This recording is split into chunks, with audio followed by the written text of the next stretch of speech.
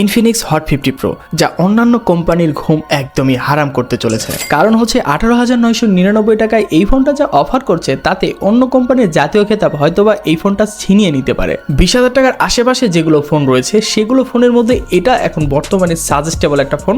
তার অন্যতম কারণ হচ্ছে এই ফোনটাতে রয়েছে অ্যামোলেড ডিসপ্লের সাথে 120 hertz refresh rate, in display fingerprint sensor এবং 1800 নিট পর্যন্ত পিক ব্রাইটনেসের সুবিধা। সাথে রয়েছে অসাধারণ ক্যামেরা অ্যালগরিদম এবং মিডিয়াটেকের G100 দারুণ একটা চিপসেট। ওয়েট, এত তাড়াতাড়ি ডিসিশন নেওয়ার কিছু নেই। এটার ভালো জিনিস যখন রয়েছে তখন কিন্তু এটার খারাপ জিনিসও রয়েছে। তো বিস্তারিত জানাবো ভিডিওর সম্পূর্ণ জুড়ে। বরাবর মতো আমি রয়েছি পারভেজ হাসান, আর আপনারা দেখছিলেন পিএর জন্য। একটু মতো মিস না করে চ্যানেলটি সাবস্ক্রাইব অবশ্যই করে দেবেন এবং ভিডিওটি লাইক করতে অবশ্যই ভুলবেন না। চলুন শুরু করা যাক। শুরুতে ইনফিনিক্সকে একটা ধন্যবাদ দিতে হয় যে তাদের এই যে আগের যে এক ধরনের ডিজাইন, এই ডিজাইনটাতে বের হয়ে একটা ইউনিক ধরনের ডিজাইন দিয়েছে। এটার জন্য কিন্তু একটা থামস আপের যোগ্য ইনফিনিক্স। এবং পিছনে যে বডিটা রয়েছে বেশ গ্লোসি এবং দেখতে অনেকটা গ্লাস মনে হয়, তবে এটা কিন্তু প্লাস্টিকের মধ্যে। তবে এই ফোনটা থিকনেস এবং এটার ওয়েট ডিস্ট্রিবিউশনটা খুবই জোস ছিল, যার ফলে এক হাতে ইউজ করার জন্য যথেষ্ট পারফেক্ট এবং হ্যান্ডি একটা ফোন বলতেই পারেন। এবং এই ফোনটাতে কিন্তু আপনি IP54 water and dust proof পাচ্ছেন, মানে বৃষ্টি ছোটাপোটা বা এরকম ধরনের জিনিস থেকে আপনি বেশ মোটামুটি একটা সেফটি পাবেন। পোর্টস এন্ড বাটন সেকশনে গুরুত্বপূর্ণ সকল রকম পোর্টস এন্ড বাটন থাকছে। থিকনেস অনুযায়ী এই ফোনটাতে কিন্তু 3.5mm হেডফোন জ্যাকটাও দেওয়া আছে এবং ইন ডিসপ্লে ফিঙ্গারপ্রিন্ট সেন্সর রয়েছে। সাইড মাউন্টেড ফিঙ্গারপ্রিন্ট সেন্সর এই বাজেটের বেশিরভাগ ফোনেই দেখা যায়। তো এখানে কিন্তু একটা অ্যাডভান্স জিনিস পাচ্ছেন। আসলে সবার আশা থাকে যে 20,000 টাকার প্রাইজের মধ্যে ইন ডিসপ্লে ফিঙ্গারপ্রিন্ট সেন্সরটা খুবই চাহিদা থাকে আর কি। তো তাদের জন্য কিন্তু এই চাহিদাটা পূরণ হয়ে গেল। এবং একদম উপরের দিকে কিন্তু কোনো নয়েজ ক্যান্সেলেশন স্পিকারটা পাচ্ছেন না, এয়ারবাস্টার পাচ্ছেন না। এগুলো জিনিস থাকলে আমার মনে হয় একটা ভালো প্যাকেজ হতে পারতো পোর্টস এন্ড বাটন সেকশনে। ডিসপ্লে সেকশনে একদম গেম চেঞ্জিং একটা বিষয় নিয়ে এসেছে, কারণ অ্যামোলেড ডিসপ্লে 20,000 টাকার প্রাইজের মধ্যে এবং 5 কাট আউটের ডিসপ্লে, ফুল HD+ রেজলিউশনের ডিসপ্লের সাথে 120 হার্জ রিফ্রেশ রেট এবং 1800 পিক ব্রাইটনেস। বুঝতে পারছেন যে এই ফোনটাতে ডিসপ্লেতে জাস্ট একদম ধোঁয়ায় ফাটাই দিছে।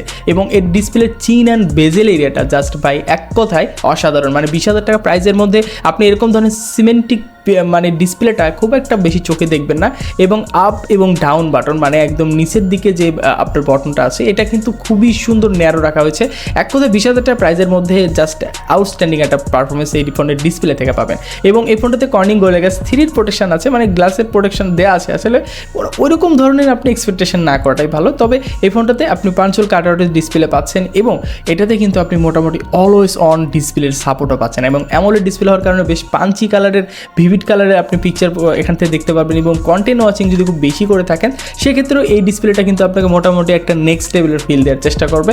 120 হার্জ রিফ্রেশ রেট আপনাকে যে কোনো রকমের কন্ডিশনে খুবই স্মুথ একটা পারফরমেন্স দিবে, যেমন গেমিংয়ের ক্ষেত্রে বলেন, আবার যে কোনো কন্ডিশনে বলতে পারেন।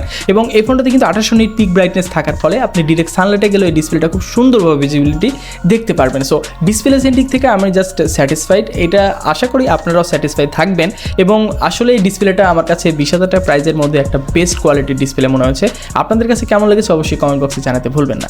এবার আসা যাক ফোনটার পারফরমেন্স নিয়ে। আসলে সব দিক থেকে ভালো হলেই সেটাকেই ভালো বলা হয়। তো এবার দেখা যাক ফোনটার পারফরমেন্স সেকশন আমাদেরকে কতটুকু স্যাটিসফ্যাকশন দিতে পারে। এই ফোনটাতে অ্যান্ড্রয়েড ভার্সন 14 রান করছে এবং XOS 14.5, XOS আগের তুলনায় অনেকটা অপটিমাইজ হচ্ছে এবং আগের যেতে আপডেট হয়েছে এটা কিন্তু মোটামুটি ফোনগুলো দেখলেই বোঝা যায়। এবং এই ফোনটাতে পাচ্ছেন মিডিয়াটেকের হেলিও G100, মোটামুটি আগের যে G99 ছিল তার তুলনায় এটা একটু আপডেট এবং একটু অপটিমাইজ চিপসেট বলতে পারেন। তবে এটা কিন্তু নেক্সট যে আমাদের জাতীয় চিপসেট হতে চলেছে এটা কিন্তু দেখেই বোঝা যাচ্ছে। কয়েকটা ফোন কিন্তু আমরা রিসেন্টলি দেখেছি যে G100 চিপসেট দিয়ে কিন্তু লঞ্চ করছে। তো সেই তুলনায় বলা যায় যে আমাদের নেক্সট জাতীয় চিপসেট কিন্তু এটাই হতে চলেছে। তো মোটামুটি এই চিপসেট দিয়ে কাজ খুব চালিয়ে নেওয়া যায়। আপনি যদি টুকটাক গেমিং করেন সেক্ষেত্রে একদম স্পেসিফিক এটা তো গেমিং কোনো ফোন না, তবে আপনি টুকটাক গেমিং চালিয়ে নিয়ে যেতে পারবেন। আই থিঙ্ক এগুলো নিয়ে খুব একটা প্যারা হবে না। ফ্রি ফায়ার, পাবজি এগুলো আপনি লো সেটিংসে ইজিলি ধুমায় খেলতে পারবেন। 120 হার্জ রিফ্রেশ রেট আপনাকে আরও স্মুথ একটা ফিল দেওয়ার চেষ্টা করবে। তবে এটাতে জাইরো এস থাকলে আরও জোস হতে পারতো, আপনি গেমিংয়ের থেকে একটু এক্সট্রিম লেভেলের ফিল পেতেন আর কি। এছাড়াও 8GB র্যাম এবং 128GB স্টোরেজ থাকার ফলে মোটামুটি মাল্টিটাস্কিংও খুব ভালো একটা ফিল দেওয়ার চেষ্টা করেছে। যদিও এই ফোনটা আসলে ওইরকম এক্সট্রিম লেভেলের ফিল না পাইলেও মোটামুটি আপনি যদি 19,000 টাকার মধ্যে চিন্তা করে থাকেন তাহলে এটা বেস্ট ডিল। তো এক কথায় বলতে গেলে মিডিয়াটেকের G100 চিপসেটটা একটা ডিসেন্ট টাইপের চিপসেট। আপনি মোটামুটি মাল্টিটাস্কিং, মোটামুটি গেমিং এবং মোটামুটি আপনি কাজবাজ চালিয়ে নিয়ে যাওয়ার মতো একটা চিপসেট বলতে পারেন। এবং মোটামুটি এই ফোনটার ইউআই পারফরমেন্স এবং এটার যে অপটিমাইজেশন আমার কাছে যথেষ্ট ভালো লেগেছে। আই থিঙ্ক আপনাদের এই ফোনটা মোটামুটি স্যাটিসফ্যাকশন দিতে পারবে যদি আপনি বাজেট রেঞ্জে চিন্তা করে থাকেন। এই ফোনটার আরেকটা আশ্চর্যজনক বিষয়টা কি জানেন, এই ফোনটাতে 5000 mAh এর ব্যাটারি রয়েছে। তবে এই ফোনটার থিকনেস দেখে মনে হয় না যে এই ফোনটাতে 5000 mAh ব্যাটারি পুশ করা আছে এবং 33 ওয়াটের চার্জার রয়েছে। তো মোটামুটি ব্যাটারি ব্যাকআপ ডিসেন্ট এবং চার্জ ব্যাকআপটা মোটামুটি অনেক ফাস্টার পাচ্ছেন যদি বাজেট রেঞ্জে অ্যাকচুয়ালি চিন্তা করে থাকেন। ওয়েল, এবার আসি ক্যামেরাতে। সো এই ফোনটাতে ট্রিপল ক্যামেরা সেটআপ দেখতে পাবেন পিছন দিকে, যার মেইন ক্যামেরা 50 মেগাপিক্সেল এবং এটাতে রয়েছে 2 মেগাপিক্সেলের একটা ডেপথ সেন্সর এবং পাশাপাশি অ্যাক্সিলারি এআই লেন্স রয়েছে। আসলে ওটা কোনো কাজের না, মেইনলি আপনি 50 মেগাপিক্সেল ক্যামেরা দিয়ে মোটামুটি কাজ চালিয়ে নিয়ে যেতে পারবেন। এখানে আপনি খুব ভালো পিকচার কোয়ালিটি পাবেন।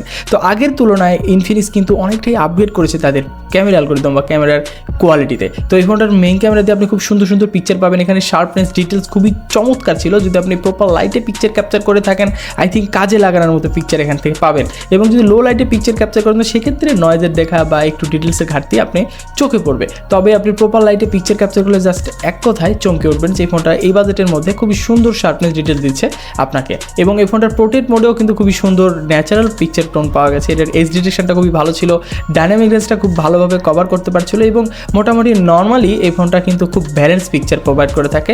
আই থিঙ্ক আপনাদের ভালো লাগবে। এছাড়া ফোনটাতে কিন্তু আপনার 2K রেজলিউশনে ভিডিও করতে পারবেন 30 FPS-এ। তবে এখানে কোনো রকম EIS এর সুবিধা বা OIS এর সুবিধা নাই, যার ফলে আপনি স্ট্যাবিলাইজেশনের একটু ঘাটতি মাস্ট বি চোখে পড়বে। এছাড়া ফ্রন্টে রয়েছে 8 মেগাপিক্সেলের একটা সেলফি ক্যামেরা, এটাও মোটামুটি কাজে লাগানোর মতো খুবই সুন্দর পিকচার প্রোভাইড করে থাকে। তবে সোশ্যাল মিডিয়া সেন্টিক রেডি পিকচারের মতোই বলতে পারেন, একটু বুস্ট আপ করে এবং ন্যাচারাল টোনের পিকচার দেওয়ারই চেষ্টা করে। তবে একটু অন টাইপের পিকচার বা একটু ধরেন স্যাচুরেটেড পিকচার প্রোভাইড করে থাকে। আই থিঙ্ক অনেকের কাছে ভালো লাগবে আমার মনে হয়। এবং ফ্রন্ট দিয়েও কিন্তু আপনি 2K রেজলিউশনে 30 FPS ভিডিও করার সুবিধা পাচ্ছেন, এটা কিন্তু একটা প্লাস পয়েন্ট। এবার আসা যাক ফোনটার ভালো মন্দ বিষয় নিয়ে। এতক্ষণ তো আসলে এটার প্রশংসাই করে গেলাম। তো এবার একটু আমরা সিরিয়াস হই। তো এই ফোনটা আসলে কাদের জন্য? যারা আসলে লো বাজেটের একটা ফোন চাচ্ছেন, তো তাদের জন্য এই ফোনটা একটা ফুল প্যাকেজ হতে পারে। মানে অনেকে আসলে অ্যামোলেড ডিসপ্লে বেশি পছন্দ করে থাকেন, ইন ডিসপ্লে ফিঙ্গারপ্রিন্ট সেন্সর চাচ্ছেন। তো ইনফিনিক্স কিন্তু তাদের সেই আশাটা পূরণ করছে এবং এটা কিন্তু একটা প্লাস পয়েন্ট যে এত কিছু দেওয়ার পরেও এই ফোনটাতে কিন্তু আপনার ভালো একটা প্রসেসরও দিচ্ছে। অনেক কোম্পানি শুধুমাত্র রোমের পাল্লায় ফালাইয়া আমাদেরকে জাস্ট হাতে টাকা লুটে নিচ্ছে। এক কথায় বলতে গেলে দেখা যাচ্ছে শুধুমাত্র র্যাম ছাড়া আর কিছুই নেই। মানে ভিতরে যে প্রসেসর বলতে একটা ভালো জিনিস দিতে হয়, এই জিনিসটা অন্যান্য কোম্পানি ভুলে গেছে। তো তার তুলনায় ইনফিনিক্স কিন্তু ভালো ডিসপ্লে, ভালো ব্যাটারি ব্যাকআপ, ভালো ডিজাইনের সাথে এই ফোনটার চিপসেটটা কিন্তু খুব একটা ভালো দিয়েছে। আই থিঙ্ক সবারই পছন্দ হবে। এবং এই ফোনটার যে ইউআই অপটিমাইজেশন রয়েছে এটা কিন্তু আরও একটু আপগ্রেড করা লাগবে। এটা কিন্তু আমরা সবাই জানি যে এদের অপটিমাইজেশনটা অতটা বেটার না। আই থিঙ্ক আপনি যদি সব কিছু একবারে পারফেক্ট চান ভাই, তাহলে তো পসিবল না। তবে আপনি যদি চিন্তা করেন 19,000 টাকার মধ্যে বর্তমানে একটা ভালো ডিল, তাহলে কিন্তু one of the best choice কিন্তু আপনাদের জন্য ইনফিনিক্সের হট 50 প্রো হতে পারে। সো আশা করি যে আপনাদেরকে বোঝাতে পেরেছি এবং চয়েসটা হচ্ছে ব্যক্তিগত ব্যাপার আপনাদের। তো আসলে আপনার এই ফোনটা কিনবেন কি কিনবেন না এটা হচ্ছে আপনাদের উপর বেসিস করা রয়েছে।